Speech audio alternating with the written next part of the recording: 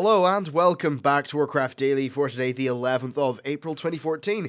So in today's news, we essentially have Azeroth choppers and then a bunch of tweets. But the tweets are actually covering really interesting topics like Garrisons, Heirlooms, and various other things like that. So overall, it should be a pretty fun show. But first of all, the main bit of news for today is Azeroth choppers.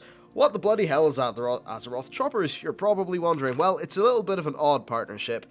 Basically, one of those American TV programs that's about customizing, like making choppers, has partnered up with Blizzard, or probably the other way around, to make two choppers, a Horde-themed one and an Alliance-themed one. I think that's pretty damn nifty, actually. You know, out of all the, brand integration, promotion deal, whatever thingies, I've got to say this is a pretty humorous one, so well done, Blizzard, well done.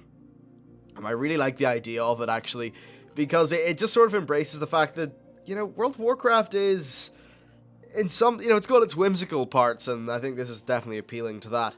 Now, in terms of the actual contest, well, or not contest, just what it is, it's actually an 8-episode mini-series. I've got no idea how long each episode will be, but they will come out on the 17th of April, 24th of April, 1st of May even, 8th of May, 15th of May, 22nd of May, 29th of May, and then the release date for the final episode is hasn't been released. So the way it works is that there are two teams in the motor shop, the motorbike place, and one of them is the Horde team, and one of them is the Alliance team.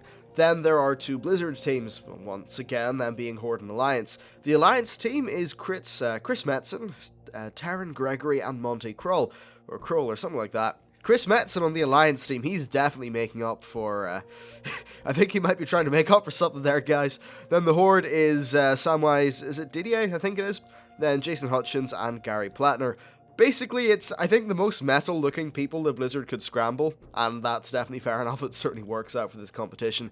But you're probably wondering, how does the actual competition work? Well, it seems like, and what happens is that the people at the motorbike shop will design two bikes. You know, the Horde team will make a bike, the Alliance team will make a bike, and then the factions will, like the in-game players, we vote on a bike, and whichever winning bike is, well, winning, it will be given to all players for free, but only when you're playing a certain faction. So if the Horde bike wins, then you'll only get to play it on your Horde characters. So it is a faction-specific mount. That's very cool, actually. I know people are going to be, absolutely livid about, oh, it's the faction mount balance is off, you guys, grr, etc. I think it'll be okay, though, honestly. And overall, this just seems like a really cool little project, so you know what? Fair enough. Just, you know what? Be sure, Alliance people, vote, because I want to use that damn bike. Okay, so with that said, let's move on to the tweets. First of all, we have one from Sarhim, and he said that there is a new Garrison preview blog in progress. And then he asked what sort of things people wanted to hear about. Now, what I'm really going to talk about is what I want to hear about personally from this blog. So first of all, I want to know what the actual missions that your player character will do, because it's okay, right? You can send your followers off in quests and dungeons and things like that. But when you really get, down deep into it, that's just like a Facebook game. And I'm okay with that element being there. Whatever, that's a cool little thing to integrate into World of Warcraft. I like the idea of sending your followers off and getting them geared up and having that little thing going on there. Essentially, it seems like it's a far more expanded upon version of what, say, Assassin's Creed Brotherhood had, with you leading the Guild of Assassins. I think that's really cool. But what I want to know is, what else do we do in terms of gameplay? Because, okay, we have professions, we have one or two building specific things, but what does our actual character get to do? Is there a siege mission, or daily quests? Well, maybe not daily quests, but a weekly scenario or something that you can do via your Garrison? Anything. I just want to know what the other stuff will be, because I think that if Garrisons launch only having this follower system and follower quests, then I think Garrisons might just make people more irate than anything else. Because it does force you to constantly kind of be monitoring your Garrison, but I suppose there are raids and things like that, and I believe they take about 4 days to complete, so if you really are not particularly into it and still want to reap the rewards, well, you can just send your followers off on longer missions, and that would probably work out okay for you. Still, that is a concern of mine, and I want to know what kind of player character missions there will be. The other thing I want to know is how much of this will be quote-unquote mandatory for raiding or just doing any other kind of content. Now, I'm okay with it not being, like, it doesn't need to be 100% separated for me, honestly. I'd be okay if it was, like, partially integrated, but I just need to know how mandatory it will be. If there is any, like, giant numbers advantage or anything like that, or even just small numbers advantage, really, then I don't want that to happen.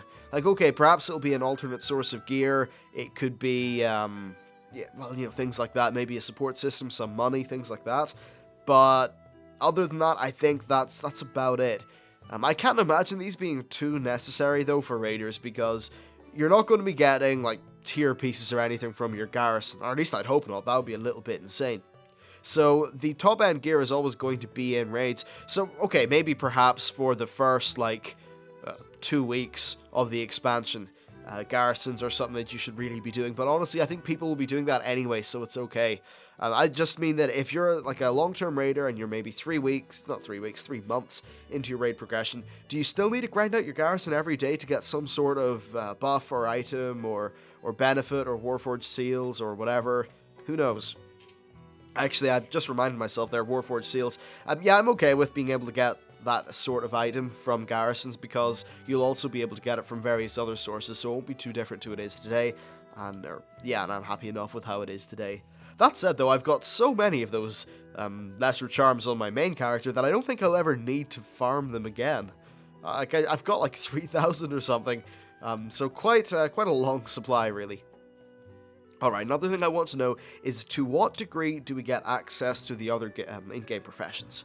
Because I think that if you're getting absolute full access to a whole bunch of other professions, then it could be a problem. Now, from what I've read, you get access to 2 other professions, but what matters to me is the extent, because if you could get access to those professions at a full extent, then it's going to be a bit of a problem, because then you have a single character that essentially has 4 professions. Now, I think one way of balancing it, and this is tentative, but if they were to give you full access to a profession, then you'd actually be very heavily limited in terms of mats, perhaps. Sorry, because what happens... I've got a cold, nothing I can do about it. Anyway, so what happens with these garrison-specific profession buildings is that they will generate heaps of a profession-specific resource every day, and I think the maximum upgrade level, it makes like 4 heaps a day or something like that, or maybe your storage like slots are expanded up to 4, so you can store more profession-based stuff, whatever. Like, you've probably seen that video that I did earlier in the channel about garrisons anyway. But basically, they generate a profession resource every day. Now, you could say that because of that, you would be limited in the amount of things you could actually make with those professions. But since you could just go to the auction house and buy the materials anyway, I don't think that's not really an argument that holds up, honestly. So I think that the best way that they could do it, while still giving you near full access to one of those professions, is they just make it so that the garrison version requires some sort of arbitrary mat that you get a few times a day. So that does cap the amount that you can create, meaning that people who have professions on their characters have still got a absolute clear tremendous advantage. And then of course just give the profession characters specific unique things. So maybe some of those really rare engineering patterns and things like that can only be learned by your actual, like, your character. I'm not too sure exactly how they'll do it, but I am a little bit concerned that there'll be a little bit too much bleed over there, and yeah, that could be a little bit of an issue. So we'll see how that pans out, but it's definitely something that I want to know more information about. Then another thing I want to know is customizability options. So far, honestly, it seems like they're really sparse. I mean, sure, there are, like, some trophies that you can put in your town hall, and I'd imagine there'll be plenty of little things like that, but just in terms of customization, I'd like as much as possible, and I think that when they move from patch to patch, that should be an absolute focus. In terms of, like, expanding the garrison feature. Okay, gameplay first, absolutely, but that gameplay should be tied in to unlocking, first of all, new things to enhance your gameplay, obviously, but then new customization options. I think that's what they should do. With that, because it's your own personal garrison, you should be able to put as much of your own personal touch on it as Blizzard can possibly and feasibly allow you to. Okay, so next, gold prices. Want to know how much upgrades are going to cost, maybe your town halls and things like that, and if they are going to be relatively expensive, then I want to know how much gold you can actually generate from a garrison itself. Like maybe a trading post or something generates gold over time. I'm not particularly sure. So that's definitely something that that interests me. Now, I've never particularly had a problem with gold. I made about 200 and something thousand gold near the tail end of Wrath of the Lich King, and it's actually done me since. I mean, up to now, so, I mean, I'm fine. I'm cruising about 60k at the minute. 63 actually, but I'm going to make more of a push into money making when it goes into Warlords. I like to gold cap one of my characters, so I'll probably just be playing the auction house and doing that kind of thing. Still though, a lot of people don't do that. A lot of people only get gold because they do a daily quest or they maybe some Timeless Isle stuff or whatever, and those people are not really going to be hovering much above 10k. Maybe they'll just be running around a few thousand gold in their pocket, a few hundred even, just enough to do their repairs, something like that. How are they going to afford some of these large options, and will that be like something that's feasible within the Garrison system? So I think that's certainly worth knowing. That said though, I don't want the gold prices to be trivial, and I don't want any of the stuff for the Garrisons to be trivial. I think that upgrading your Garrison should be a very important thing, it should be big, and it's something that you should have to work for. Because if they just if they just hand things out willy-nilly all over the place, then people will just have a really upgraded Garrison really quickly, and you won't have earned something. I would like it if, going to someone's Garrison and seeing that they have all upgraded level 3 buildings or something like that, I just like it if that was a special thing, and it was just like, damn, you put a lot of work into your Garrison, and you have got a really awesome thing.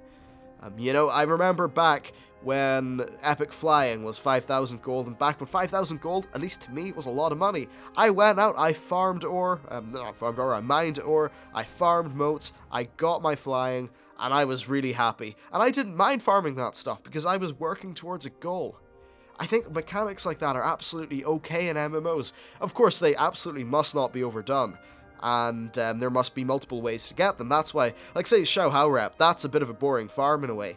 But just doing gold, well, there's multiple different ways to do it, multiple different options, so I'm okay with something being a harder to obtain goal that is tied into gold. And also, a lot of people's just gold making problems are tied down to the fact that they just spend gold on pointless shit.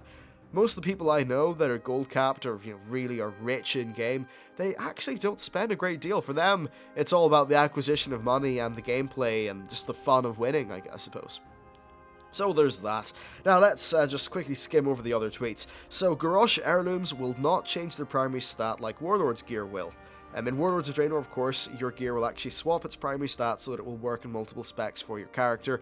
So if you're like a Holy Paladin, you swap into Ret, then most of your gear will be okay, but the secondary stats may not be perfect because you may still have Spirit or something. So there's that.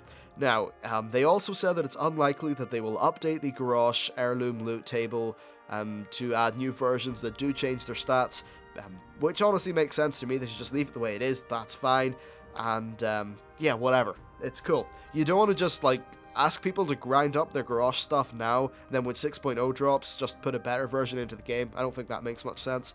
And then also Watcher said that they will be using, well, they are actually currently using bad luck protection on the Garrosh Heirlooms. So the more you fail to get one, the higher a chance of getting one will be, so you just basically need to keep on grinding at it.